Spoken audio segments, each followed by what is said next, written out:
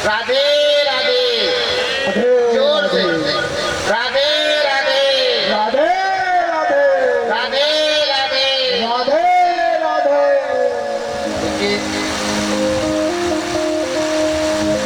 आप कहीं भी आए या जाएं, किसी भी हाल में रहें, सदैव प्रभु का स्मरण नित्य निरंतर बना रहना चाहिए। और प्रभु की ऐसी दिव्य महिमा है कि सदैव आप हमेशा कष्टों से मुक्ति ही पाते हैं। और प्रभु हमेशा बाह फैला कर बैठे हुए हैं, कहते हैं कोई तो मेरी ओर कदम बढ़ाओ। आप कथा को श्रवण करने के लिए, चाहे वह भगवत कथा हो, कृष्ण कथा हो, राम कथा हो, जब आप किसी पुनीत कार्य की ओर आगे बढ़ते हैं तो जिस समय से आप ये संकल्प लेके बढ़ते हैं कि आज हम ये कार्य पुण्य कार्य करने जा रहे हैं, उतना पूरा कार्य आपका भक्ति में ही लग रहा है।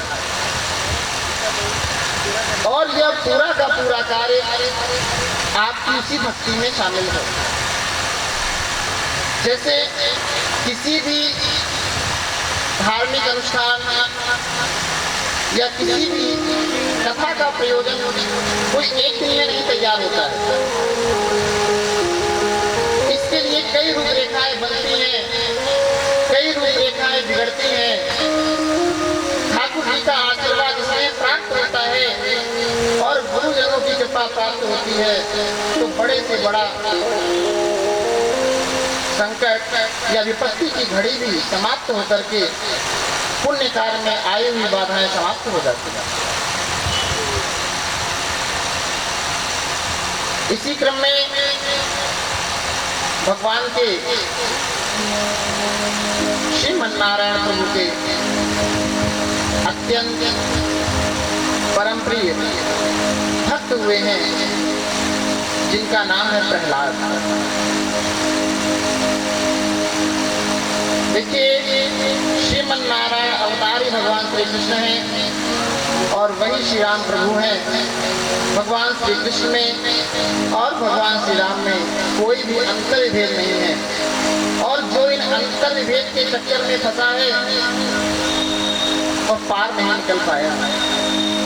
कहने का तात्पर्य यह है कि सदैव गुरु की वाणी पर विश्वास करें और जो उन्होंने मार्ग आपको बताया उस पर चलने का निरंतर प्रयास करें। कारण क्या है, गुरु में कमियां हो सकती हैं, परंतु गुरु के द्वारा कहे गए वचन और गुरु के द्वारा दी गई दीक्षा में कोई अंतर लेश मात्र भी नहीं है। उसमें संदेह करना निरर्थक है।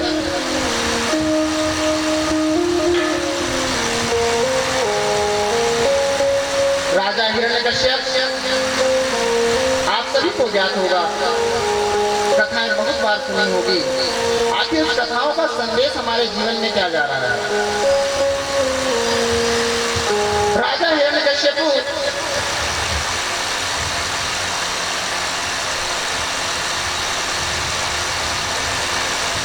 जिनके पुत्र प्रहलाद हैं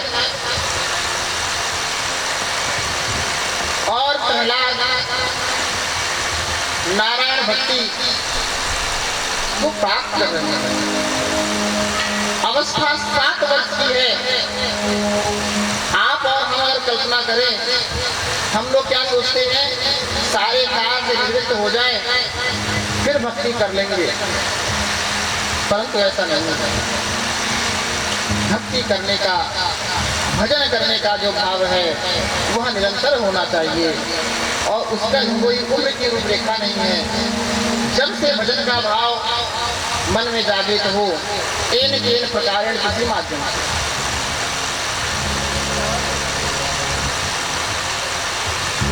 ब्रह्मा जी से वरदान प्राप्त किया है। राजा हिरण्यकश्यप ने कठोर तप किया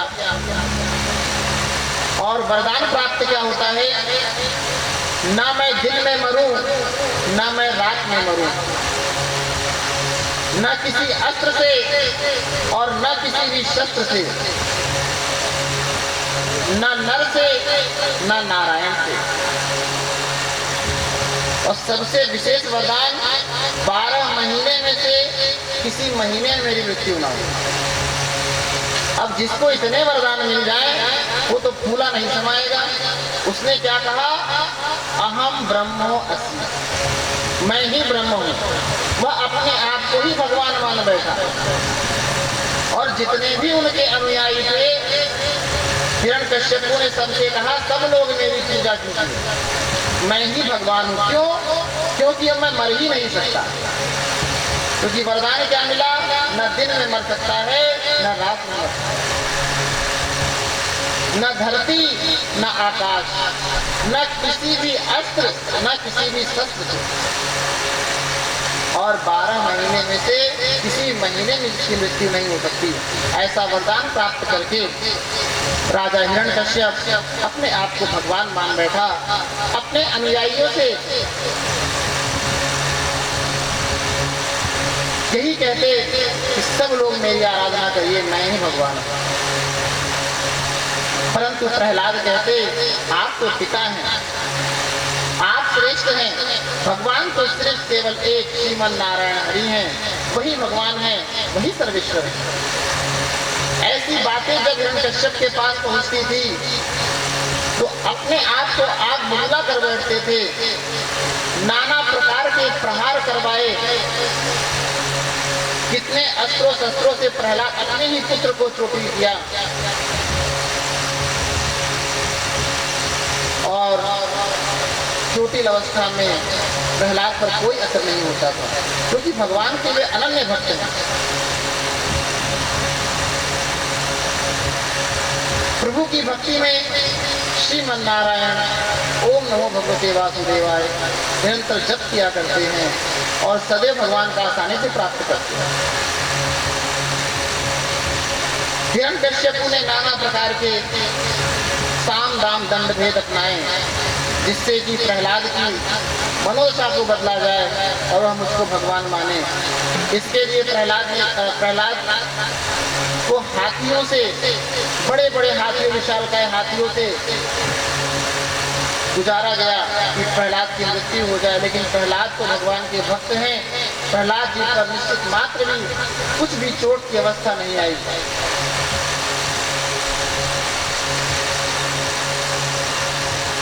अंतिम एक प्रयास और किया गया कि उनको ऊंची पहाड़ी पर ले जाया गया। सैनिक ले जाकर के ऊंची पहाड़ी पर ले जाते हैं और प्रहलाद से कहते हैं, अब अपने पिता को भगवान मान लो, वही भगवान है। प्रहलाद जी कहते हैं, मेरे भगवान तो श्रीमन नारायण हरि हैं, उनके अलावा कोई दूसरा ना भूतो ना भविष्यते कोई भगवान हुआ ही नहीं है। वो तो मेरे पिता हैं, मेरे जन्मदाता, श्रेष्ठ हैं, आदरणीय हैं और वंदनीय हैं, परंतु भगवान नहीं। ऐसी बात जब सैनिकों ने सुनी, नाना प्रकार की प्रताड़नाएं देते हुए उन्होंने प्रहलाद को एक हाथ से पकड़ा है, छोड़ने जा रहे हैं। अब भी कह रहे हैं, मान लो कि मालिक की बात हम लोग मान रहे हैं और तुमको यहाँ से बचा सकते हैं, अपने पिता को भगवान मान लो। प्रहलाद कहते हैं, मेरा मालिक एक है, तुमको अपनी मालिक की माननी है तो मानो, मैं अपने मालिक की बात मानता हूँ। मेरे मालिक श्रीमन नारायण हैं और वे सर्वेश्वर हैं। बोलते क्या है सैनिक, तुमको कितना विश्वास है, अगर तुम्हें यहाँ से फेंक दिया जाए तो क्या तुमको बचाने आ सकते हैं? प्रहलाद जी कहते हैं, विश्वास क्या, मजबूत विश्वास है कि अगर आप लोग फेंक दोगे यहाँ से, क्योंकि आपने मालिक की बात मानते हैं, लेकिन मैं भी अपने मालिक की बात पर विश्वास करके कहता हूँ कि मुझको बचाने वो आएंगे। जैसे ही दोनों हाथ सैनिकों ने छोड़ा, सैनिक दोनों हाथ से छोड़ देते हैं प्रहलाद को। प्रहलाद के मुख से एक ही बात निकलती है कि मेरा कुछ नहीं होगा, जो कुछ होगा सब आपका ही होगा। लाज मेरी नहीं जाएगी, लाज आपकी जाएगी। अगर आपने मुझे फेंका है, आपके द्वारा मैं नारायण भक्ति में आया हूँ, तो नारायण आपकी इच्छा से ही मृत्यु हो सकती है। अगर आपकी इच्छा नहीं है तो कोई भी मृत्यु मुझे छू नहीं सकती है। प्रहलाद को ऊंची चोटी से फेंक दिया जाता है। प्रहलाद कहते क्या है भगवान से? प्रहलाद जी कहते हैं कि मेरा कुछ न बिगड़ेगा, तुम्हारी लाज जाएगी। कि मेरा कुछ न बिगड़ेगा, तुम्हारी लाज जाएगी। पकड़ लो हाथ बनवारी, पकड़ लो हाथ बनवारी, नहीं तो टूट जाएगी। पकड़ लो हाथ बनवारी, नहीं तो टूट जाएगी। हमारा कुछ न बिगड़ेगा, हमारा कुछ न बिगड़ेगा, तुम्हारी लाज जाएगी। हमारा कुछ न बिगड़ेगा, तुम्हारी लाज जाएगी।